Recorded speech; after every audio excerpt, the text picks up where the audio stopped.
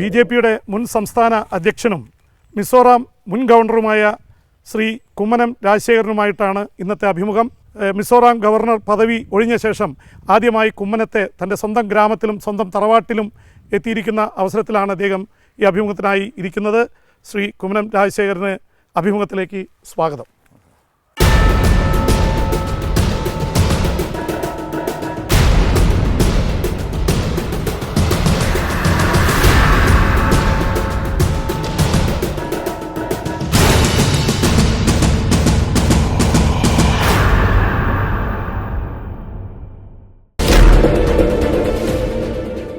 കഴിഞ്ഞ ദിവസം ശബരിമലയിൽ തൊഴാൻ പോയിരുന്നു.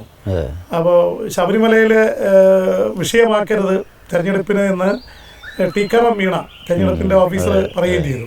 അപ്പോൾ സിംബോളിക്കായിട്ട് ശബരിമല ഞങ്ങൾ തെരഞ്ഞെടുപ്പ് വിഷയമാക്കും എന്നുള്ളതിൻ്റെ സൂചന തന്നെയാണോ ആ ഒരു? അല്ല, അങ്ങനെ ഒരു വെല്ലുവിളിച്ചോ അല്ലെങ്കിൽ ഒരു മുന്നറിയിപ്പായിട്ടോ അങ്ങനെയൊന്നും പോയതല്ല. ഞാൻ 50 വർഷക്കാലമായി, വാസ്തവം പറഞ്ഞാൽ ഞാൻ ഈ വർഷം എന്ന് പറയുന്നത് 50ാമത്തെ വർഷമാണ്. ശബരിമല എത്രയോ 100 കണക്കിന് പ്രാവശ്യം ഞാൻ അവിടെ പോയിരുന്നു. ഒരു ദിവസം 5 പ്രാവശ്യമൊക്കെ പോയ സന്ദർഭങ്ങളുണ്ട്. കാരണം സേവന പ്രവർത്തനങ്ങളുടെ പേരിലായിരിക്കാം, അല്ലെങ്കിൽ അവിടെ എന്തെങ്കിലും പ്രശ്നങ്ങളുണ്ടാകുന്ന സന്ദർഭത്തിലായിരിക്കാം. പക്ഷേ ശബരിമല എന്ന് പറയുന്നത് കേവലം ഒരു ക്ഷേത്ര ദർശനം എന്നുള്ള അപ്പുറത്ത് വിവിധ ജാതി മത വിഭാഗങ്ങൾ തിങ്ങിക്കൂടുകയും ഒരുമിച്ച് അവിടെ കഴിയുകയും ഒക്കെ ചെയ്യുന്നൊരു ഹൃദയബന്ധത്തിൻ്റെ ഒരിക്കലും മരിക്കാത്ത ഓർമ്മകൾ ഹൃദയാന്തരാളത്തിൽ ജ്വലിക്കുന്ന സന്ദർഭങ്ങളാണ്. അപ്പോൾ അതിനെ ഒരു മാനവികതയുടെ ഉദാത്ത മൂല്യങ്ങൾ കാത്തുസൂക്ഷിക്കുന്നൊരു സ്ഥലം എന്നുള്ള നിലയ്ക്കാണ് ഞാൻ ഈ തീർത്ഥാടനത്തെ കാണാറ്. അതുകൊണ്ട് തന്നെ 50 വർഷക്കാലം ഞാൻ മിസോറാമിൽ നിന്ന് വിരമിച്ചു ഇവിടെ എത്തി. എനിക്ക് തോന്നി ആദ്യമായി പോകേണ്ട സ്ഥലം അവിടെയാണ്. എൻ്റെ സ്വന്തം നാടാണ് രണ്ടാമത്. ഇപ്പോഴാണെങ്കിൽ ഞാൻ പഠിച്ച സ്കൂളിൽ പോയി, എൻ്റെ വീട്ടിൽ പോയി, എൻ്റെ പഴയ കാല സുഹൃത്തുക്കളെയൊക്കെ കാണുന്നു. അങ്ങനെ ഒരു രീതിയിലാണല്ലോ അടുത്തൊരു ഘട്ടത്തിലേക്ക് പ്രവേശിക്കുമ്പോൾ ചെയ്യേണ്ടത്.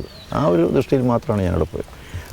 CPM പോലുള്ള നിങ്ങളുടെ എതിർ പാർട്ടികളിൽപ്പെട്ട ആൾക്കാർ പറയുന്നത് ശ്രീ കുമ്മൻ അടക്കമുള്ളവർ ശബരിമല വിഷയമാക്കുന്നത് അവർക്ക് മോദിയുടെ വികസന പ്രവർത്തനങ്ങളെക്കുറിച്ചോ അല്ലെങ്കിൽ പിണറായിയുടെ കോട്ടങ്ങളെക്കുറിച്ചോ ഒന്നും പറയാനില്ലാത്തത് കൊണ്ടാണ് ഇങ്ങനെ ശബരിമല ഇപ്പോഴും തെരഞ്ഞെടുപ്പ് വിഷയമായിട്ട് കൊണ്ടു നടക്കുന്നത് എന്നാണ്.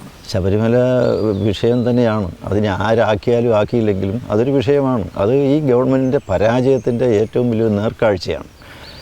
ഇവിടുത്തെ പൗരാവകാശ ധ്വംസനം, മനുഷ്യാവകാശ ലംഘനം, അതുപോലെ തന്നെ ഭരണഘടനാ ധ്വംസനം, ഈ വക കാര്യങ്ങൾ ഉയർത്തിപ്പിടിക്കാൻ ഉണ്ടായ ഒരു സംഭവമാണ്. അതിനെ മാത്രമല്ലൊരു വിഷയം, അതൊരു വിഷയമാണ്. കാരണം ഇവിടുത്തെ ജനങ്ങളുടെ സ്വൈര ജീവിതം കെടുത്തിയ ഈ സർക്കാരിൻ്റെ ഏറ്റവും വലിയൊരു മനുഷ്യാവകാശ ധ്വംസന സംഭവത്തെ കണ്ടില്ല എന്ന് പറയാൻ പറ്റുമോ? പക്ഷേ മാർക്സിസ്റ്റ് പാർട്ടിക്ക് ഇത് തമസ്കരിക്കണമെന്നുണ്ട്. കാരണം അവർ സ്വീകരിച്ച നടപടികളെല്ലാം ജനങ്ങളിൽ നിന്ന് ഒറ്റപ്പെടുത്തിയവരെ അത് വരാതിരിക്കുകയും വേണം, ഈ തിരഞ്ഞെടുപ്പ് ചർച്ച ചെയ്യപ്പെടരുത് എന്ന് ആഗ്രഹം അവർക്കുണ്ട്. പക്ഷേ ശബരിമല മാത്രമല്ലല്ലോ വിഷയം. നമ്മുടെ നാട്ടിൽ എന്തെല്ലാം ജീവൽ പ്രശ്നങ്ങൾ ജനങ്ങളുടേതായിട്ടുണ്ട്. അവരുടെ അന്നം, വെള്ളം, മണ്ണ്, തൊഴിൽ, പാർപ്പിടം, വിദ്യാഭ്യാസം, ആരോഗ്യം തുടങ്ങിയിട്ടുള്ള എത്രയോ പ്രശ്നങ്ങളുണ്ട്. അതെല്ലാം തിരഞ്ഞെടുപ്പ് വിഷയങ്ങളാണ്, ചർച്ച ചെയ്യപ്പെടേണ്ടതാണ്. പക്ഷേ ഈ വിഷയം മാത്രം ചർച്ച ചെയ്യരുത് എന്ന് പറയുന്നതിൻ്റെ അർത്ഥം എന്താ എനിക്ക് മനസ്സിലാകുന്നില്ല. ഇതൊരു മതവികാരം ഇളക്കി വിടുന്ന, അല്ലെങ്കിൽ അത് ഏതെങ്കിലും വിധത്തിൽ മുതലെടുക്കുന്ന, ദുർവിനിയോഗം ചെയ്യുന്ന ഒരു വിഷയമായിട്ട് ഇതിനെ കാണാൻ, ശബരിമല വിഷയത്തെ കാണാൻ പറ്റും. അതൊരു തെറ്റായ ഒരു കണക്കുകൂട്ടലാണ്. ആ രീതിയിൽ ഈ വിഷയങ്ങളെ നോക്കിക്കാണുകയാണെന്നുണ്ടെങ്കിൽ അത് ചില ആളുകൾക്ക് ആവശ്യം നിറവേറ്റി കൊടുക്കൽ മാത്രമാണ്. താങ്കൾ യഥാർത്ഥത്തിൽ ഭരണഘടന അനുശാസിക്കുന്ന വലിയൊരു പദവിയിലിരിക്കുന്ന ആളാണ്. പ്രത്യേകിച്ച് ഗവർണർ, ഉപരാഷ്ട്രപതി, രാഷ്ട്രപതി എന്ന് പറഞ്ഞാൽ രാഷ്ട്രീയ പ്രസ്ഥാനങ്ങളുടെ അല്ലെങ്കിൽ രാഷ്ട്രീയ പാർട്ടികളുടെയൊക്കെ നേതാക്കൾ ഇലക്ഷനിൽ ജയിച്ചു വന്ന് എത്തുന്നതിനേക്കാൾ വലിയ പോസ്റ്റാണ്. അപ്പോൾ ആ ഗവർണർ പദവി രാജിവെച്ച് ഉടൻ തന്നെ തെരഞ്ഞെടുപ്പിലേക്ക് വരുന്നു എന്ന് പറയുമ്പോൾ എതിർകക്ഷികൾ ഇതൊരു പാർലമെൻ്ററി വ്യാമോഹം ആണ് എന്നുള്ള രീതിയിൽ വ്യാഖ്യാനിച്ചാൽ? പാർലമെൻ്ററി വ്യാമോഹമുള്ള ഒരാളാണ് ഞാനെന്ന് ആരും എൻ്റെ എതിരാളികൾ പോലും പറയില്ല. കാരണം ഞാൻ ഒരു സ്ഥാനം ഇതുവരെ ആവശ്യപ്പെട്ടില്ലെന്ന് എല്ലാവർക്കും അറിയാവുന്ന കാര്യമാണ്. ആഗ്രഹിച്ചിട്ട് പോലുമില്ല. പക്ഷേ ഒരു പൊതുപ്രവർത്തനം നടത്തണം. രാഷ്ട്രീയ പ്രവർത്തനം എന്ന് പറയുന്നത് ജനങ്ങളെ സേവിക്കാൻ കിട്ടുന്നൊരു അവസരമാണ്. ആ നിലയ്ക്ക് മാത്രമേ ഞാൻ കണ്ടിട്ടുള്ളൂ. ഗവർണർ പദവി ഞാൻ ചോദിച്ചതല്ല, എന്നോട് ആരെങ്കിലും തരാമെന്ന് പറഞ്ഞ് എന്നെ വ്യാമോഹിപ്പിച്ചിട്ടില്ല. ഗവർണർ പദവി എനിക്ക് ലഭിച്ച സന്ദർഭത്തിൽ എൻ്റെ ബുദ്ധിമുട്ടുകൾ ഞാൻ പറഞ്ഞിട്ടുണ്ട്. പക്ഷേ അത് രാഷ്ട്രപതിയെപ്പോലൊരാൾ നിർബന്ധിക്കുമ്പോൾ അത് ഏറ്റെടുത്തേ മതിയാകൂ എന്നുള്ള നില വന്നപ്പോൾ ഞാൻ വിചാരിച്ചു ഗവർണർ പദവി ജനങ്ങളെ സേവിക്കാൻ കിട്ടുന്നൊരവസരമാണ്. എൻ്റെ ഈ കേരളത്തിലെ ഒട്ടേറെ ജനങ്ങളുടെ പ്രശ്നങ്ങൾ, ജീവൽ പ്രശ്നങ്ങൾക്ക് പരിഹാരം കണ്ടെത്താൻ വേണ്ടി നടത്തിയിരിക്കുന്ന ശ്രമങ്ങൾ പലതും എനിക്ക് പൂർത്തിയാക്കാൻ കഴിഞ്ഞിട്ടില്ല. അപ്പോൾ ആ രംഗത്തൊക്കെ ഒട്ടേറെ കാര്യങ്ങൾ ചെയ്യണം എന്നുള്ള എൻ്റെ ഒരു അടങ്ങാത്ത ദാഹമുണ്ട് എൻ്റെ മനസ്സിൽ. അതൊരു വിക്ഷോഭിക്കുന്ന ഒരു സ്ഥിതിയിലേക്ക് എത്തിയപ്പോഴാണ് ഞാൻ രാജിവെക്കുന്നതിനെക്കുറിച്ച് കേന്ദ്രത്തിലെ പല ആൾക്കാരുമായിട്ട് രാഷ്ട്രപതിയായിട്ട് സംസാരിച്ചു. അവർ സമ്മതം മൂളി ഞാൻ രാജിവെച്ചു. അല്ല, ഗവർണർ പദവി ഏറ്റെടുക്കുന്ന സമയവും വളരെ നിർണായകമായിരുന്നു. ചെങ്ങന്നൂർ ഉപതെരഞ്ഞെടുപ്പ് നടക്കുകയാണ്. പാർട്ടി ഒരു യുദ്ധത്തിന്റെ നടുവിൽ നിൽക്കുക. യുദ്ധത്തിന്റെ നടുവിൽ നിൽക്കുമ്പോൾ സേനാപതിയെ പിൻവലിക്കുക, ഗവർണറായി വിടുക എന്ന് പറയുമ്പോൾ അതും ഒരു തരത്തിൽ വിഷമമുണ്ടാക്കുന്ന ഇതായിരുന്നില്ലേ? വാസ്തവത്തിൽ തിരഞ്ഞെടുപ്പ് 27-ാം തീയതിയാണ്, 28ആണ്. ഞാൻ 25-ാം തീയതിയാണ്. 3 ദിവസം മുമ്പ്. അതെ, 3 ദിവസം മുമ്പ് എന്ന് പറഞ്ഞാൽ തിരഞ്ഞെടുപ്പിൻ്റെ ഏറ്റവും പരമ ഉന്നത സ്ഥായിയായിട്ട് നിൽക്കുകയാണ്. സ്ഥാനാർത്ഥി അവിടെയുണ്ട്, തിരഞ്ഞെടുപ്പ് കമ്മിറ്റി ചെയർമാൻ അവിടെയുണ്ട്, മറ്റ് ജനറൽ സെക്രട്ടറിമാരുണ്ട്, എല്ലാവരും അവിടെ ഉണ്ട്. ഞാനങ്ങനെ ഒരു വലിയ അനുപേക്ഷണീയമായ ഒരു അനിവാര്യമായ ഘടകമൊന്നുമല്ല. ഒരു സംസ്ഥാന പ്രസിഡന്റ് ഉപതെരഞ്ഞെടുപ്പിൽ അത്ര വലിയ പങ്കൊന്നും വഹിക്കേണ്ട കാര്യം. 10 മാസം മുമ്പ് അങ്ങനെ ഉപതെരഞ്ഞെടുപ്പിൽ പങ്കുവഹിക്കേണ്ട ആളല്ല എന്ന് പറഞ്ഞ് പോയ ആള് ഇപ്പൊ വീണ്ടും കുമ്മനം രാജശേഖരൻ ഉണ്ടെങ്കിലേ തിരുവനന്തപുരത്ത് മത്സരിക്കാനാവൂ എന്ന് പാർട്ടി എത്തിച്ചേർന്നതിന്റെ ഇതെന്താണ്? അല്ല, പാർട്ടി ഒരു തെരഞ്ഞെടുപ്പിനെ സംബന്ധിച്ചാണോ അല്ല, 20 നിയോജകമണ്ഡലം തെരഞ്ഞെടുപ്പിൽ സ്ഥാനാർത്ഥികൾ നിശ്ചയിക്കുന്ന സന്ദർഭത്തിൽ സ്ഥാനാർത്ഥികൾ ആരൊക്കെ ആയിരിക്കണം, ഏറ്റവും പരിചയസമ്പന്നരായിട്ടുള്ള ആൾക്കാരെ അവർ കണ്ടെത്തും. മോഹൻലാലിന്റെയും സുരേഷ് ഗോപി പോലുള്ള സിനിമാ താരങ്ങളുടെ പേരൊക്കെയാണ് കുറെ കാലം വന്നിരുന്നത്. പക്ഷെ അവരൊന്നും വേണ്ട, കുമ്മനത്തെ പോലെയുള്ള ഒരു പാർട്ടിയുടെ വളരെ ഉറച്ച ആൾ തന്നെ മത്സരിച്ചാൽ മതി എന്നൊരു തരത്തിലുള്ള അഭിപ്രായം ഉയർന്നു വരികയല്ലേ ഉണ്ടായത്? അതെ, അല്ല, അത് സംബന്ധിച്ച് തീരുമാനമെടുക്കേണ്ട സ്വാതന്ത്ര്യം അവർക്കുണ്ട്, അവകാശം അവർക്കുണ്ട്. അവരാണ് തീരുമാനമെടുക്കാൻ അധികാരപ്പെട്ടവർ. അതുകൊണ്ട് അവർ തീരുമാനിക്കട്ടെ. എന്ത് തീരുമാനം എടുത്താലും എന്നെ സംബന്ധിച്ചിടത്തോളം ഞാൻ ആവശ്യപ്പെട്ടിട്ടില്ല, ഞാൻ ആഗ്രഹിച്ചിട്ടുമില്ല. എനിക്ക് പൊതുപ്രവർത്തന രംഗത്ത് എന്തെങ്കിലും ജനങ്ങൾക്ക് വേണ്ടി നല്ല നല്ല കാര്യങ്ങൾ ചെയ്യാൻ ഈ കേരളത്തിലെ രാഷ്ട്രീയ പ്രവർത്തന രംഗം നല്ലൊരു അവസരമാണ് എന്ന് എനിക്ക് തോന്നുന്നു. ഗവർണർ പദവി എന്ന് പറയുമ്പോൾ ഒരു പക്ഷേ വേണമെങ്കിൽ ദന്തഗോപുരവാസം പോലുള്ളതും കൂടിയാണ്. ഇത് എന്തെങ്കിലും തരത്തിൽ താങ്കൾ അസ്വസ്ഥനാക്കിയോ? ഇല്ല, അങ്ങനെ യാതൊരു അസ്വസ്ഥത എനിക്കുണ്ടായിട്ടില്ല. എനിക്ക് കേരളത്തിലെ പൊതുജീവിതത്തിൽ ഇത്രയും നാളും പ്രവർത്തിച്ച ഒരാൾ എന്നുള്ള നിലയ്ക്ക് അത് വിട്ടുപോകുമ്പോൾ ഉണ്ടാകുന്ന ഒരു മനോവിഷമമുണ്ട്. വെച്ചാൽ അതൊരു ഒരു പ്രയാസമാണ്. പക്ഷേ മിസോറാം ഗവർണർ എന്നുള്ള നിലയ്ക്ക് ഞാൻ 100% ആത്മാർത്ഥമായി അത് വിജയകരമായി തന്നെ ആണ് അത് പൂർത്തിയാക്കിയത്. 9 മാസം 9 ദിവസവും വാസ്തവത്തിൽ അവിടുത്തെ മുഖ്യമന്ത്രി, അവിടുത്തെ മന്ത്രിസഭാംഗങ്ങൾ എല്ലാവരും എന്നെ യാത്ര അയക്കാനുണ്ടായിരുന്നു. അവർ വളരെ കാര്യമായിട്ട് തന്നെയാണ് എൻ്റെ പ്രവർത്തനത്തെ വിലയിരുത്തിയിട്ടുള്ളത്. എനിക്ക് യാത്രയയപ്പ് നടത്തുന്ന സന്ദർഭത്തിൽ പോലും അവർ വളരെ നടത്തിയിരിക്കുന്ന പ്രവർത്തനങ്ങളെ പ്രശംസിച്ചിട്ടേ ഉള്ളൂ. എനിക്കും വളരെ തൃപ്തിയായിരുന്നു. നിരവധി കാര്യങ്ങൾ എനിക്ക് ചെയ്തു കൊടുക്കാൻ കഴിഞ്ഞു. അവിടുത്തെ എൻജിനീയറിംഗ് പഠിക്കേണ്ട കുട്ടികൾ പഠിക്കാൻ നിവൃത്തിയില്ലാതെ വന്നപ്പോൾ കേരളത്തിൽ വന്ന് 100 കുട്ടികളെ സൗജന്യമായി പഠിപ്പിക്കാൻ ഇവിടുത്തെ എൻജിനീയറിംഗ് സ്ഥാപനങ്ങളോട് ആവശ്യപ്പെട്ടപ്പോൾ ആ കോളേജ് അധികൃതർ അതിന് തയ്യാറായി. അതൊരു അവിടുത്തെ സംബന്ധിച്ചിടത്തോളം ആ കുട്ടികൾ ഇന്ന് പഠിക്കുന്നു ഇവിടെ.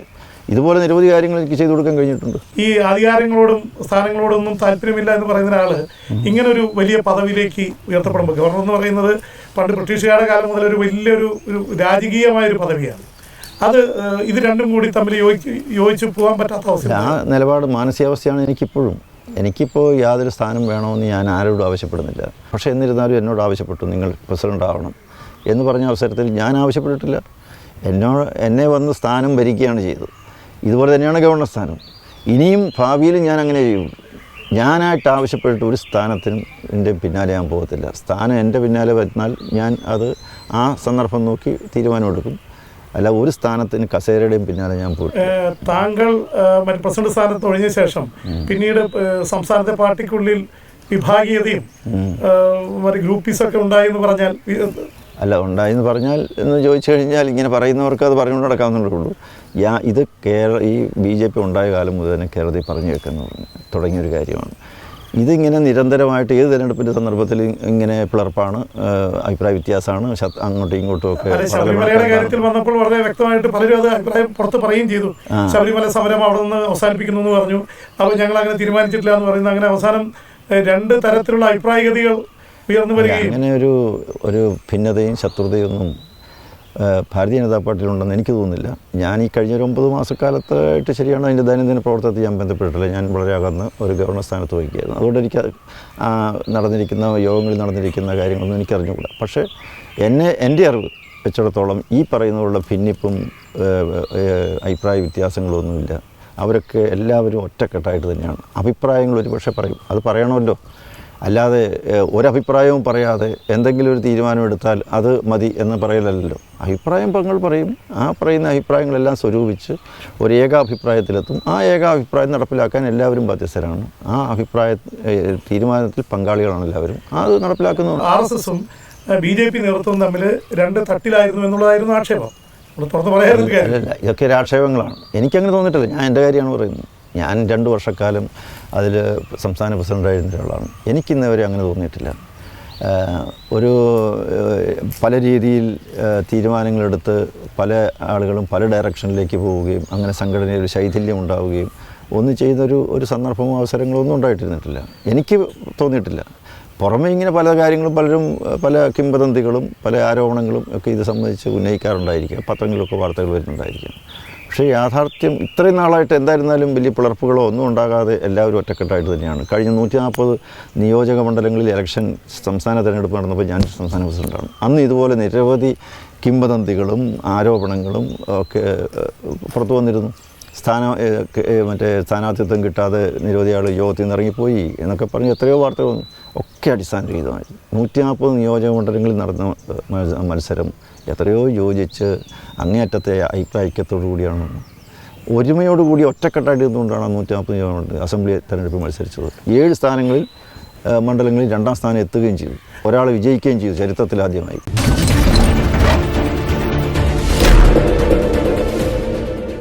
നോർത്ത് ഇന്ത്യയിലൊക്കെ കർഷക ആത്മഹത്യയും കർഷകരുടെ ക്രൈസിസ്, അതുപോലെ നോട്ട് നിരോധനം മൂലം ചെറുകിട വ്യാപാരികളടക്കമുള്ള വ്യാപാര മേഖല മുഴുവൻ സ്തംഭിച്ചിരിക്കുന്നു തുടങ്ങിയിട്ട് ഒട്ടേറെ ആക്ഷേപങ്ങളാണ് ഉയർന്നു വരുന്നത്. പക്ഷേ ഭാരതത്തെ സംബന്ധിച്ചിടത്തോളം വേൾഡ് ബാങ്കിൻ്റെയും മറ്റ് റിപ്പോർട്ടുകൾ പരിശോധിക്കുമ്പോൾ ഏറ്റവും വലിയൊരു സാമ്പത്തിക രംഗത്ത് കുതിപ്പുണ്ടായ ഒരു രാഷ്ട്രമാണ് ഭാരതം. ഇന്ന് 4ാമത്തെ ശക്തിയായി തീരുകയാണ്. ഇനി കുറച്ച് നാളുകൂടെ കഴിഞ്ഞു കഴിഞ്ഞാൽ ചൈനയെ പോലും കവച്ചു വെക്കുന്ന ഒരു സാമ്പത്തിക ശക്തിയായി മാറുകയാണ്. കഴിഞ്ഞ കാലങ്ങളിൽ എടുത്തിരിക്കുന്ന നടപടികളിലൂടെ ഒരു സാമ്പത്തിക ഭദ്രത കൈവരിക്കാൻ കഴിഞ്ഞിട്ടുണ്ട് എന്നുള്ളതാണ് എല്ലാ റിപ്പോർട്ടുകളും വ്യക്തമാക്കുന്നത്. പക്ഷേ നോട്ട് നിരോധനം ഒരു നടപടിയായിരുന്നു. അതിൻ്റേതായിട്ടുള്ള ചില ഒരു വേദന ഒരു ഓപ്പറേഷൻ നടത്തുമ്പോൾ ഉണ്ടാകുന്നതാണ്. അത് നോട്ട് നിരോധനം വന്നപ്പോൾ അവിടുത്തെ കള്ളപ്പണം മുഴുവൻ പിടിച്ചെടുക്കും, വലിയ മാറ്റം ഉണ്ടാക്കുന്നതാണ് പറഞ്ഞത്. പക്ഷേ കള്ളപ്പണം പിടിച്ചെടുക്കാൻ കഴിയില്ല. കള്ളപ്പണം ഉണ്ടായിരുന്നില്ല എന്നെങ്ങനെ പറയാൻ പറ്റും? ആ പണമൊക്കെ വെളുപ്പിക്കേണ്ടി വന്നു. അതൊക്കെ ടാക്സായിട്ട് വന്നിട്ടുണ്ട്. ഇപ്പോൾ ടാക്സ് ഇനത്തിൽ 30-35% വർധനവുണ്ടായിട്ടുണ്ട്. ചില ഇനത്തിൽ 50% വർധനവുണ്ടായിട്ടുണ്ട്. ഈ കാലയളവിൽ പെട്ടെന്ന് GST വന്നതിലൂടെയൊക്കെ എത്രയോ വരുമാനം വർദ്ധിച്ചിട്ടുണ്ട്. അപ്പോൾ വരുമാനം വർദ്ധിച്ചു. ആ വരുമാനം വർദ്ധിച്ചത് കൈവശമുണ്ടായിരുന്ന കള്ളപ്പണം ഒരുപക്ഷെ വെള്ളപ്പണമാക്കി, അതൊക്കെ അക്കൗണ്ടഡ് ആക്കി. അപ്പോൾ നിരവധി ആളുകൾ തങ്ങളുടെ കൈവശമുണ്ടായിരുന്ന പണം മുഴുവൻ തന്നെ അടച്ച് അതിനൊക്കെ ടാക്സ് കൊടുക്കാൻ തയ്യാറായി. ടാക്സ് ഇനത്തിൽ വൻ വർധനവുണ്ടായി. അതാണ് അതിൻ്റെ നേട്ടം. GSTയുടെ നേട്ടം അതുതന്നെയാണ്. ഇവിടുത്തെ കേരള ധനകാര്യ വകുപ്പ് മന്ത്രി പറഞ്ഞു GST ഇനത്തിൽ 11% വർധനമാണ് ഈ കേരളത്തിനുണ്ടായത്. അപ്പോൾ GSTക്കെതിരായിട്ട് സംസാരിക്കും, നോട്ട് നിരോധനത്തിനെതിരെ സംസാരിക്കും. പക്ഷേ ഇതുണ്ടാക്കുന്ന നേട്ടം, അപ്പോൾ ഇതിനെയൊക്കെ രാഷ്ട്രീയ മുതലെടുപ്പിനുള്ള വിഷയങ്ങളാക്കി മാറ്റുന്നതുകൊണ്ടാണ്. ഈ കേരളത്തിൽ BJPയുടെ സാധ്യത എന്താണ്? ഇപ്പോൾ അഭിപ്രായ സർവേകളിൽ മാക്സിമം 1 സീറ്റ് വരെയാണ് ചില ഇതിൽ പറഞ്ഞിരിക്കുന്നത്, അതിനപ്പുറത്തേക്ക് പറയുന്നില്ല. എത്ര സീറ്റ് കിട്ടുമെന്നാണ്? താങ്കൾ നേരത്തെ സംസ്ഥാന അധ്യക്ഷനായിരുന്ന ആളാണ്. അല്ല, എന്നെ സംബന്ധിച്ചിടത്തോളം ചോദിച്ചാൽ 20 സീറ്റിലും മത്സരിക്കുന്നത് ജയിക്കാനാണ്, ജയിക്കുക തന്നെ ചെയ്യും എന്നാണ് എനിക്ക് പറയാൻ പറ്റുള്ളൂ. കാരണം 5 വർഷം മുമ്പത്തെ വിട്ടുകൊണ്ട് ഉണ്ടായിരിക്കുന്ന ഏക സംഭവവാസം ശബരിമലയാണ്. വിഷയത്തിൽ 20 സീറ്റ് പിടിക്കുന്ന തരത്തിലേക്ക് BJP ഗവൺമെൻറ്റിൻ്റെ വീഴ്ചകളും പോരായ്മകളുമാണ് വോട്ട് BJPക്ക് അനുകൂലമാക്കുന്നത്. അതൊരു ഫാക്ടറാണ്. വേറെ ചില ഫാക്ടേഴ്സുണ്ട്. ഇങ്ങനെ ഒട്ടേറെ ഫാക്ടേഴ്സ് ഒരുമിച്ച് കൂടുന്ന സന്ദർഭത്തിലാണ് BJPയുടെ വിജയം സുനിശ്ചിതമാക്കുന്നത്. അപ്പോൾ ഇതിൻ്റെ അകത്ത് ഇവിടുത്തെ ജനങ്ങളെ സംബന്ധിച്ചുള്ള അവരെ മതിക്കുന്ന ജീവൽ പ്രശ്നങ്ങളുണ്ട്. ആ ജീവൽ പ്രശ്നങ്ങൾ പരിഹരിക്കുന്നതിൽ പരാജയപ്പെട്ട ഒരു സർക്കാർ വോട്ടിന് വേണ്ടി രംഗത്ത് വരുന്ന സന്ദർഭത്തിൽ ഇവിടുത്തെ ജനങ്ങൾ ചിന്തിക്കുന്നു, നിങ്ങൾ ഈ LDFും UDFും വന്നു കഴിഞ്ഞാൽ ഇവർക്കൊക്കെ വോട്ട് കൊടുത്താൽ ഒന്നും ഉണ്ടാകാൻ പോകുന്നില്ല. ദേശീയ രാഷ്ട്രീയ രംഗത്ത് ഇവർക്ക് ഈ 2 കൂട്ടർക്കും ഒന്നും ചെയ്യാനില്ല. മോഡി സർക്കാർ ഇനിയും വരണം, അങ്ങനെയുള്ള വികസന പദ്ധതികളുടെ തുടർച്ച ഇനി ആവശ്യമാണ് എന്ന ദേശീയ വികാരമാണ് വാസ്തവത്തിൽ ഈ തെരഞ്ഞെടുപ്പിലെ മുഖ്യ തന്തു എന്ന് പറയുന്നത്. LDFിന് ഒരു പ്രസക്തിയില്ല. LDFിന് എന്താ, നിങ്ങളെ 2 പേരിൽ ആരും ജയിപ്പിച്ചാൽ നിങ്ങൾ ആരായിരിക്കും പ്രധാനമന്ത്രിയാക്കുക എന്ന് ചോദിച്ചാൽ ഇവർ എന്ത് മറുപടി പറയും? അവർ തിരിച്ചു പറയുന്നുണ്ടല്ലോ, കോൺഗ്രസ് ഇതര കോൺഗ്രസിന്റെ സപ്പോർട്ടോടുകൂടിയോ അല്ലാതെയോ 3ാം കക്ഷി. എങ്കിൽ പിന്നെ എന്തിനാണ് മത്സരിക്കുന്നത്? എന്തിനാണ് അത്? ഇപ്പോഴേ അങ്ങോട്ട് സപ്പോർട്ടോടുകൂടി അങ്ങ് മത്സരിച്ചാൽ പോരെ പരസ്പരം? എന്തിനാ ഈ ജനങ്ങളെ പറ്റിക്കുന്നത്? എന്തിനാണ്? അതുപോലെ തന്നെ ഇന്ത്യയിലെ ഒരു ഡിവൈഡ്, മുസ്ലിം ഹിന്ദു ഡിവൈഡ് ഉണ്ടാക്കുന്ന തരത്തിൽ നോർത്ത് ഇന്ത്യയിൽ വലിയ രീതിയിലുള്ള വർഗീയ പ്രചരണം RSSും BJP അഴിച്ചുവിടുന്നു എന്നുള്ളൊരു ആക്ഷേപം കക്ഷികൾ പറയുന്നത്. അത് ഇന്നും ഇന്നലെയും തുടങ്ങിയതല്ലല്ലോ. BJP ഉണ്ടായ കാലം മുതൽ ജനസംഘം ഉണ്ടായിരുന്ന കാലത്തും ഇതൊക്കെ പറഞ്ഞുകൊണ്ടിരുന്നതാണ്. ഇതിങ്ങനെ നിരന്തരമായി പറഞ്ഞുകൊണ്ട് ഇവിടുത്തെ ക്രൈസ്തവ മുസ്ലിം സഹോദരങ്ങളിടയിൽ ഒരു ഭയം ഭീതിയും ജനിപ്പിച്ച് മുതലെടുപ്പ് നടത്തുക എന്നുള്ളത് മാത്രമേ ഇതിൻ്റെ ഉദ്ദേശമുള്ളൂ. അയോധ്യ രാമക്ഷേത്രം ഉടനെ നിർമ്മിക്കണം എന്ന് തന്നെയാണ് RSS പറഞ്ഞുകൊണ്ടിരിക്കുന്നത്. അതേക്കുറിച്ച് എന്താണ്? അല്ല, ഈ കഴിഞ്ഞ ദേശീയ സമിതി RSSൻ്റെ ദേശീയ സമിതി കൂടിയ സന്ദർഭത്തിൽ 3-4 ദിവസം മുമ്പ് ഗ്വാളിയാറിൽ കൂടിയ സമിതി പ്രമേയം പാസ്സാക്കിയിട്ടുണ്ട്. അത് കോടതി വിധിയെക്കുറിച്ചും അതിൽ പരാമർശിച്ചിട്ടുണ്ട്. കോടതിയിൽ മുമ്പിലിരിക്കുന്ന ഒരു വിഷയമാണ്. കോടതി വിധി വരട്ടെ, അത് കാത്തിരിക്കാൻ തയ്യാറാണ്. അപ്പോൾ അതൊക്കെ പറയുമ്പോഴാണ് നമ്മൾ പോയി അവിടെ ബോംബിട്ടു എന്ന് പറയുന്നു. അന്താരാഷ്ട്ര മാധ്യമങ്ങളിൽ ചില പ്രധാനപ്പെട്ട മാധ്യമങ്ങളെങ്കിലും അങ്ങനെ ബോംബ് ഇട്ടതായിട്ടുള്ള തെളിവുകളൊന്നും ഇല്ല എന്ന് അവിടെ സ്പോട്ടിൽ പോയി പറയുന്നു. ഏതാണ് വിശ്വസിക്കുന്നത്? ബോംബ് ഇട്ടു എന്ന് അവർ സമ്മതിക്കുന്നുണ്ട്. പാകിസ്ഥാൻ സമ്മതിച്ചു കഴിഞ്ഞാൽ പിന്നെ വിദേശ മാധ്യമങ്ങൾ എന്ത് പറഞ്ഞാൽ അതിലെന്ത് കാര്യം? നമ്മൾ 300 ഭീകരന്മാർ കൊല്ലപ്പെട്ടിട്ടുണ്ടോ ഇല്ലയോ എന്നുള്ളതിനെ സംബന്ധിച്ചിടത്തോളം അവർ കണക്ക് പറയുന്നില്ല. പക്ഷേ ഇവിടുന്ന് പോയിരിക്കുന്ന സൈന്യ ഉദ്യോഗസ്ഥന്മാർ എത്ര പേർ മരിച്ചു എന്നുള്ളതല്ല അവർക്ക് ഏറ്റവും വലിയൊരു ഒരു ഭീകര ക്യാമ്പ് ബോംബിട്ട് തകർക്കാൻ കഴിഞ്ഞു എന്നുള്ളതുള്ള അവർക്ക് വളരെ വിശ്വസിക്കുന്നവരാണ്. അതിൽ അക്കർക്ക് ഉത്തമ ബോധ്യം അവർക്കുണ്ട്. അത് ഒരു വായുസേനയുടെയും ഒക്കെ ഏറ്റവും സമുന്നതനായിട്ടുള്ള സൈനിക മേധാവി പറയുമ്പോൾ നമുക്കത് വിശ്വസിക്കണം. അവരെന്തിനാണ് അവിശ്വസിക്കേണ്ട കാര്യം? അവർക്കൊരു രാഷ്ട്രീയപരമായിട്ടുള്ള സങ്കുചിത സ്വാർത്ഥ താല്പര്യങ്ങളും ഇല്ലാത്തവരാണ്. നാടിനു വേണ്ടി കഷ്ടപ്പെടുന്നവരാണ്. അങ്ങനെയുള്ളവർ ഒരു കാര്യം നാടിനു വേണ്ടി ചെയ്യുന്ന സന്ദർഭത്തിൽ അവരുടെ നിലപാടുകളെയും പറയുന്ന കാര്യങ്ങളെയും അവിശ്വസിക്കുകയും അതിന് എതിരായിട്ട് ഒരു കുപ്രചരണങ്ങളൊക്കെ അഴിച്ചുവിടുകയും ചെയ്താൽ അവരുടെ മനോവീര്യം തകരും. അത് ചെയ്യാൻ പാടില്ലാത്തതാണ്. പിണറായി വിജയനെതിരെ നിങ്ങളൊക്കെ ഉയർത്തിയ ഏറ്റവും വലിയ ആക്ഷേപം പ്രളയമൊക്കെ വന്നതിൻ്റെ കാലത്ത് പ്രളയത്തെ അതിൻ്റെ പ്രശ്നങ്ങളെ മറച്ചു വയ്ക്കാനും മറ്റു പല വിഷയങ്ങളും മറച്ചു വയ്ക്കാനാണ് ശബരിമലയിൽ ഈ വളരെ കാർക്കശ്യത്തോടെ ആൾക്കാരെ കയറ്റാൻ ശ്രമിച്ചത് എന്നുള്ള ആക്ഷേപമാണ്. തിരിച്ചാണ്. ഞാൻ തന്നെ ചോദിക്കട്ടെ, ഈ പ്രളയ ദുരന്തമൊക്കെ ഉണ്ടായപ്പോൾ എത്ര ദിവസം ശേഷമാണ് മുഖ്യമന്ത്രി ഒന്ന് സ്ഥലം കാണാൻ വേണ്ടി പോയത്? ഒരു മുഖ്യമന്ത്രി അങ്ങനെയാണ് ചെയ്യേണ്ടത്. അതേസമയം ഡൽഹിയിൽ നിന്ന് ആഭ്യന്തര വകുപ്പ് മന്ത്രി ആദ്യം വന്നു, പ്രധാനമന്ത്രി ഇവിടെ വന്നു. ഓഖി ദുരന്തം ഉണ്ടായപ്പോൾ എത്ര ദിവസം കഴിഞ്ഞിട്ടായിരുന്നു? അതേസമയം വിദേശകാര്യ ഡിഫൻസ് മിനിസ്റ്റർ വന്നു, നിർമ്മലാ സീതാരാമൻ വന്നു, പ്രധാനമന്ത്രി. പക്ഷേ നിങ്ങളടക്കമുള്ള ആൾക്കാർ അവിടെ കടലോരത്തൊക്കെയുള്ള ആൾക്കാർ മുഖ്യമന്ത്രിയെ തടഞ്ഞു വെച്ചു, അല്ലെങ്കിൽ തടയാൻ പോയെങ്കിൽ മുഖ്യമന്ത്രിയെ തടയേണ്ട ഒരു സ്ഥിതിവിശേഷം അവിടെ ഉണ്ടാക്കിയതിൻ്റെ ഉത്തരവാദി ആരാണ്? അത് മുഖ്യമന്ത്രി മനസ്സിലാക്കണം. തടഞ്ഞുവെങ്കിൽ എൻ്റെ സഹോദരങ്ങൾ എന്നെ തടയുകയാണെങ്കിൽ നിങ്ങൾ എന്തിന് തടയുന്നു എന്ന് ചോദിക്കണം, അവരോട് ചോദിക്കണം. അവരുടെ ആ കഷ്ടപ്പാടുകളും ദുഃഖങ്ങളും ദുരിതങ്ങളും ഞാൻ പരിഹരിച്ചു തരാമെന്ന് അവർക്ക് ഉറപ്പ് കൊടുക്കണം. മിസോറാം ഗവർണർ എന്ന ഒരു ഭരണഘടനാ പദവി ഉപേക്ഷിച്ചിട്ട് ഇപ്പോൾ കാട്ടിൽ നിന്ന് രാമൻ വന്ന പോലെ എന്ന് പറയുന്ന പോലെ സ്വന്തം തറവാട്ടിൽ വന്ന് ഇനി വീണ്ടും ഒരു യുദ്ധത്തിന് ഇറങ്ങുകയാണ്. അത് തീർച്ചയായിട്ടും ഈ പ്രദേശത്തെമ്പാടും ഞാൻ ബാല്യകാലത്തും ഒക്കെ ഓടിക്കളിച്ചതിലൂടെ എനിക്ക് കിട്ടിയ ഒരു ആർജവമാണ്, ഒരു ഊർജം. ആ ഊർജം എന്ന് പറയുന്നത് പ്രകൃതിയുമായി ഇണങ്ങി ജീവിക്കുക എന്നുള്ളതാണ്. അപ്പോൾ ഇവിടുത്തെ പ്രവർത്തനത്തിലുടനീളം എന്നെ സ്വാധീനിച്ചിട്ടുള്ളത് ഈ പച്ചപ്പും ഈ പ്രകൃതി രമണീയമായ ഈ കാഴ്ചകളുമാണ്. തീർച്ചയായിട്ടും ഞാനത് വെച്ച് പുറത്തും ഇനിയും എൻ്റെ മുന്നോട്ടുള്ള ജീവിതത്തിൽ ഈ ഗ്രാമത്തിൽ നിന്നും കിട്ടിയ ആ ഒരു ഊർജ്ജ സ്രോതസ്സ് അത് നിലനിർത്തിക്കൊണ്ട് തന്നെ അതിൽ നിന്നും ആശയം ആവേശം ഉൾക്കൊണ്ടുകൊണ്ട് മുന്നോട്ട് പോകും. എല്ലാവിധ ആശംസകളും. നമസ്കാരം.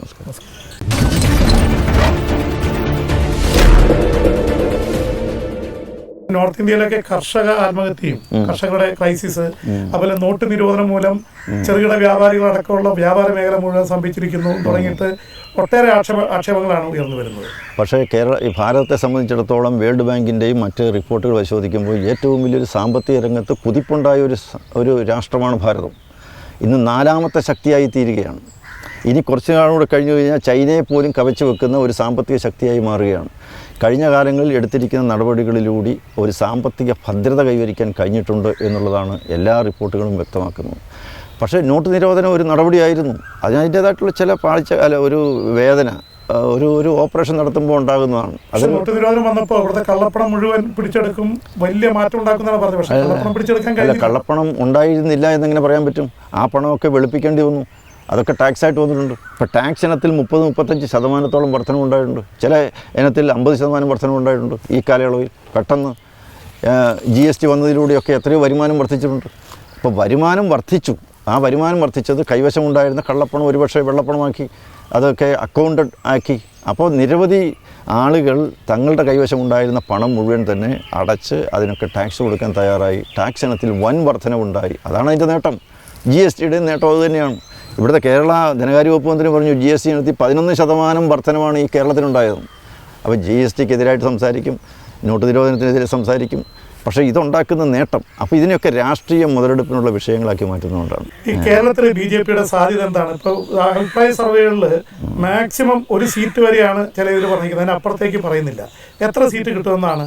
താങ്കൾ നേരത്തെ സംസ്ഥാന അധ്യക്ഷനായിരുന്ന ആളാണ്. അല്ല, എന്നെ സംബന്ധിച്ചിടത്തോളം ചോദിച്ചാൽ 20 സീറ്റിലും മത്സരിക്കുന്നത് ജയിക്കാനാണ്, ജയിക്കുക തന്നെ ചെയ്യും എന്നാണ് എനിക്ക് പറയാൻ പറ്റുക. കാരണം 5 വർഷം മുമ്പത്തെ വിട്ടുകൊണ്ട് ഉണ്ടായിരിക്കുന്ന ഏക സംഭവവികാസം എന്ന് പറഞ്ഞാൽ ശബരിമലയാണ്. ശബരിമല വിഷയത്തിൽ 20 സീറ്റ് പിടിക്കുന്ന തരത്തിലേക്ക് BJP ഗവൺമെൻറ്റിൻ്റെ വീഴ്ചകളും പോരായ്മകളുമാണ് വോട്ട് BJPക്ക് അനുകൂലമാക്കുന്നത്. അതൊരു ഫാക്ടറാണ്. വേറെ ചില ഫാക്ടേഴ്സ് ഉണ്ട്. ഇങ്ങനെ ഒട്ടേറെ ഫാക്ടേഴ്സ് ഒരുമിച്ച് കൂടുന്ന സന്ദർഭത്തിലാണ് BJPയുടെ വിജയം സുനിശ്ചിതമാക്കുന്നത്. അപ്പോൾ ഇതിൻ്റെ അകത്ത് ഇവിടുത്തെ ജനങ്ങളെ സംബന്ധിച്ചുള്ള അവരെ മതിക്കുന്ന ജീവൽ പ്രശ്നങ്ങളുണ്ട്. ആ ജീവൽ പ്രശ്നങ്ങൾ പരിഹരിക്കുന്നതിൽ പരാജയപ്പെട്ട ഒരു സർക്കാർ വോട്ടിന് വേണ്ടി രംഗത്ത് വരുന്ന സന്ദർഭത്തിൽ ഇവിടുത്തെ ജനങ്ങൾ ചിന്തിക്കുന്നു, നിങ്ങൾ ഈ LDFും UDFും വന്നു കഴിഞ്ഞാൽ ഇവർക്കൊക്കെ വോട്ട് കൊടുത്താൽ ഒന്നും ഉണ്ടാകാൻ പോകുന്നില്ല. ദേശീയ രാഷ്ട്രീയ രംഗത്ത് ഇവർക്ക് ഈ രണ്ട് കൂട്ടർക്കും ഒന്നും ചെയ്യാനില്ല. മോഡി സർക്കാർ ഇനിയും വരണം, അങ്ങനെയുള്ള വികസന പദ്ധതികളുടെ തുടർച്ച ഇനി ആവശ്യമാണ് എന്ന ദേശീയ വികാരമാണ് വാസ്തവത്തിൽ ഈ തെരഞ്ഞെടുപ്പിലെ മുഖ്യ തന്തു എന്ന് പറയുന്നത്. LDFിന് ഒരു പ്രസക്തിയില്ല. LDFിന് എന്താ, ഇവരിൽ നിങ്ങളെ രണ്ടുപേരിൽ ആരും ജയിപ്പിച്ചാൽ നിങ്ങൾ ആരായിരിക്കും പ്രധാനമന്ത്രിയാക്കുകയെന്ന് ചോദിച്ചാൽ ഇവർ എന്ത് മറുപടി പറയും? അവർ തിരിച്ചു പറയുന്നുണ്ടല്ലോ, കോൺഗ്രസ് ഇതര കോൺഗ്രസിന്റെ സപ്പോർട്ടോടുകൂടിയോ അല്ലാതെയോ മൂന്നാം കക്ഷി. എങ്കിൽ പിന്നെ എന്തിനാണ് മത്സരിക്കുന്നത്? എന്തിനാണ് അത് ഇപ്പോഴേ അങ്ങോട്ട് സപ്പോർട്ടോടുകൂടി അങ്ങ് മത്സരിച്ചാൽ പോരെ പരസ്പരം? എന്തിനാ ഇത് ഈ ജനങ്ങളെ പറ്റിക്കുന്നത് എന്തിനാണ്? അതുപോലെ തന്നെ ഇന്ത്യയിലെ ഒരു ഡിവൈഡ്, മുസ്ലിം ഹിന്ദു ഡിവൈഡ് ഉണ്ടാക്കുന്ന തരത്തിൽ നോർത്ത് ഇന്ത്യയിൽ വലിയ രീതിയിലുള്ള വർഗീയ പ്രചരണം RSSും BJP അഴിച്ചുവിടുന്നു എന്നുള്ളൊരു ആക്ഷേപം കക്ഷികൾ പറയുന്നത്. അത് ഇന്നും ഇന്നലെയും തുടങ്ങിയതല്ലല്ലോ. BJP ഉണ്ടായ കാലം മുതൽ ജനസംഘം ഉണ്ടായിരുന്ന കാലത്തും ഇതൊക്കെ പറഞ്ഞുകൊണ്ടിരുന്നതാണ്. ഇതിങ്ങനെ നിരന്തരമായി പറഞ്ഞുകൊണ്ട് ഇവിടുത്തെ ക്രൈസ്തവ മുസ്ലിം സഹോദരങ്ങളിടയിൽ ഒരു ഭയം ഭീതിയും ജനിപ്പിച്ച് മുതലെടുപ്പ് നടത്തുക എന്നുള്ളത് മാത്രമേ ഇതിൻ്റെ ഉദ്ദേശമുള്ളൂ. അയോധ്യ രാമക്ഷേത്രം ഉടനെ നിർമ്മിക്കണം എന്ന് തന്നെയാണ് RSS പറഞ്ഞുകൊണ്ടിരിക്കുന്നത്. അതേക്കുറിച്ച് എന്താണ്? അല്ലെങ്കിൽ കഴിഞ്ഞ ദേശീയ സമിതി RSSൻ്റെ ദേശീയ സമിതി കൂടിയ സന്ദർഭത്തിൽ 3-4 ദിവസം മുമ്പ് ഗ്വാളിയാറിൽ കൂടിയ സമിതി പ്രമേയം പാസ്സാക്കിയിട്ടുണ്ട്. അത് കോടതി വിധിയെക്കുറിച്ചും അതിൽ പരാമർശമുണ്ട്. കോടതിയിൽ മുമ്പിലിരിക്കുന്ന ഒരു വിഷയമാണ്. കോടതി വിധി വരട്ടെ, അത് കാത്തിരിക്കാൻ തയ്യാറാണ്. അപ്പോൾ അതൊക്കെ പറയുമ്പോഴാണ് നമ്മൾ പോയി അവിടെ ബോംബിട്ടെന്ന് പറയുന്നു. അന്താരാഷ്ട്ര മാധ്യമങ്ങളിൽ ചില പ്രധാനപ്പെട്ട മാധ്യമങ്ങളെങ്കിലും അങ്ങനെ ബോംബ് ഇട്ടതായിട്ടുള്ള തെളിവുകളൊന്നുമില്ല എന്ന് അവിടെ സ്പോട്ടിൽ പോയി പറയുന്നു. ഏതാണ് വിശ്വസിക്കുന്നത്? ബോംബ് ഇട്ടു എന്ന് അവർ സമ്മതിക്കുന്നുണ്ട്. പാകിസ്ഥാൻ സമ്മതിച്ചു കഴിഞ്ഞാൽ പിന്നെ വിദേശ മാധ്യമങ്ങൾ എന്ത് പറഞ്ഞാൽ അതിലെന്ത് കാര്യം? അല്ല, കൊല്ലപ്പെട്ടിട്ടുണ്ടോ ഇല്ലയോ എന്നുള്ളതിനെ സംബന്ധിച്ചിടത്തോളം അവർ കണക്ക് പറയുന്നില്ല. പക്ഷേ ഇവിടുന്ന് പോയിരിക്കുന്ന സൈന്യ ഉദ്യോഗസ്ഥന്മാർ എത്ര പേര് മരിച്ചു എന്നുള്ളതല്ല അവർക്ക്. ഏറ്റവും വലിയൊരു ഒരു ഭീകര ക്യാമ്പ് ബോംബിട്ട് തകർക്കാൻ കഴിഞ്ഞു എന്നുള്ളതുള്ള അവർക്ക് വളരെ വിശ്വസിക്കുന്നവരാണ്. അതിൽ അവർക്ക് ഉത്തമ ബോധ്യം അവർക്കുണ്ട്. അത് ഒരു വായുസേനയുടെയും ഒക്കെ ഏറ്റവും സമുന്നതനായിട്ടുള്ള സൈനിക മേധാവി പറയുമ്പോൾ നമുക്കത് വിശ്വസിക്കണം. അവരെന്തിനാണ് അവിശ്വസിക്കേണ്ട കാര്യം? അവർക്കൊരു രാഷ്ട്രീയപരമായിട്ടുള്ള സങ്കുചിത സ്വാർത്ഥ താല്പര്യങ്ങളും ഇല്ലാത്തവരാണ്. നാടിനു വേണ്ടി കഷ്ടപ്പെടുന്നവരാണ്. അങ്ങനെയുള്ളവർ ഒരു കാര്യം നാടിനു വേണ്ടി ചെയ്യുന്ന സന്ദർഭത്തിൽ അവരുടെ നിലപാടുകളെയും പറയുന്ന കാര്യങ്ങളെയും അവിശ്വസിക്കുകയും അതിന് എതിരായിട്ട് ഒരു കുപ്രചരണങ്ങളൊക്കെ അഴിച്ചുവിടുകയും ചെയ്താൽ അവരുടെ മനോവീര്യം തകരും. അത് ചെയ്യാൻ പാടില്ലാത്തതാണ്. പിണറായി വിജയനെതിരെ നിങ്ങളൊക്കെ ഉയർത്തിയ ഏറ്റവും വലിയ ആക്ഷേപം പ്രളയമൊക്കെ വന്നതിൻ്റെ കാലത്ത് പ്രളയത്തെ അതിൻ്റെ പ്രശ്നങ്ങളെ മറച്ചു വയ്ക്കാനും മറ്റു പല വിഷയങ്ങളും മറച്ചു വയ്ക്കാനാണ് ശബരിമലയിൽ ഈ വളരെ കാർക്കശ്യത്തോടെ ആൾക്കാരെ കയറ്റാൻ ശ്രമിച്ചത് എന്നുള്ള ആക്ഷേപമാണ്. തിരിച്ചാണ്. ഞാൻ തന്നെ ചോദിക്കട്ടെ, ഈ പ്രളയ ദുരന്തമൊക്കെ ഉണ്ടായപ്പോൾ എത്ര ദിവസം ശേഷമാണ് മുഖ്യമന്ത്രി ഒന്ന് സ്ഥലം കാണാൻ വേണ്ടി പോയത്? ഒരു മുഖ്യമന്ത്രി അങ്ങനെയാണ് ചെയ്യേണ്ടത്. അതേസമയം ഡൽഹിയിൽ നിന്ന് ആഭ്യന്തര വകുപ്പ് മന്ത്രി ആദ്യം വന്നു, പ്രധാനമന്ത്രിയുടെ വന്നു. ഓഖി ദുരന്തം ഉണ്ടായപ്പോൾ എത്ര ദിവസം കഴിഞ്ഞിട്ടാണ് ചെന്ന്? അതേസമയം വിദേശകാര്യ ഡിഫൻസ് മിനിസ്റ്റർ വന്നു, നിർമ്മലാ സീതാരാമൻ വന്നു, പ്രധാനമന്ത്രി. പക്ഷേ നിങ്ങളടക്കമുള്ള ആൾക്കാർ, അവിടെ കടലോരത്തൊക്കെ ഉള്ള ആൾക്കാർ മുഖ്യമന്ത്രിയെ തടഞ്ഞു വെച്ചു, അല്ലെങ്കിൽ തടയാൻ പോയെങ്കിൽ മുഖ്യമന്ത്രിയെ തടയേണ്ട ഒരു സ്ഥിതിവിശേഷം അവിടെ ഉണ്ടാക്കിയതിൻ്റെ ഉത്തരവാദി ആരാണ്? അത് മുഖ്യമന്ത്രി മനസ്സിലാക്കണം. തടഞ്ഞെങ്കിൽ എൻ്റെ സഹോദരങ്ങൾ എന്നെ തടയുകയാണെങ്കിൽ നിങ്ങൾ എന്തിന് തടയുന്നു എന്ന് ചോദിക്കണം, അവരോട് ചോദിക്കണം. അവരുടെ ആ കഷ്ടപ്പാടുകളും ദുഃഖങ്ങളും ദുരിതങ്ങളും ഞാൻ പരിഹരിച്ചു തരാമെന്ന് അവർക്ക് ഉറപ്പ് കൊടുക്കണം. മിസോറാം ഗവർണർ എന്ന ഒരു ഭരണഘടനാ പദവി ഉപേക്ഷിച്ചിട്ട് ഇപ്പോൾ കാട്ടിൽ നിന്ന് രാമൻ വന്ന പോലെ എന്ന് പറയുന്ന പോലെ സ്വന്തം തറവാട്ടിൽ വന്ന് ഇനി വീണ്ടും ഒരു യുദ്ധത്തിനിറങ്ങുകയാണ്. അത് തീർച്ചയായിട്ടും ഈ പ്രദേശത്തെമ്പാടും ഞാൻ ബാല്യകാലത്തും ഒക്കെ ഓടിക്കളിച്ചതിലൂടെ എനിക്ക് കിട്ടിയ ഒരു ആർജവമാണ്, ഒരു ഊർജം. ആ ഊർജം എന്ന് പറയുന്നത് പ്രകൃതിയുമായി ഇണങ്ങി ജീവിക്കുക എന്നുള്ളതാണ്. അപ്പോൾ ഇവിടുത്തെ പ്രവർത്തനത്തിലുടനീളം എന്നെ സ്വാധീനിച്ചിട്ടുള്ളത് ഈ പച്ചപ്പും ഈ പ്രകൃതി രമണീയമായ ഈ കാഴ്ചകളുമാണ്. തീർച്ചയായിട്ടും ഞാനത് വെച്ച് പുറത്തും ഇനിയും എൻ്റെ മുന്നോട്ടുള്ള ജീവിതത്തിൽ ഈ ഗ്രാമത്തിൽ നിന്നും കിട്ടിയ ആ ഒരു ഊർജ്ജ സ്രോതസ്സ് അത് നിലനിർത്തിക്കൊണ്ട് തന്നെ അതിൽ നിന്നും ആശയം ആവേശം ഉൾക്കൊണ്ടുകൊണ്ട് മുന്നോട്ട് പോകും. എല്ലാവിധ ആശംസകളും. നമസ്കാരം.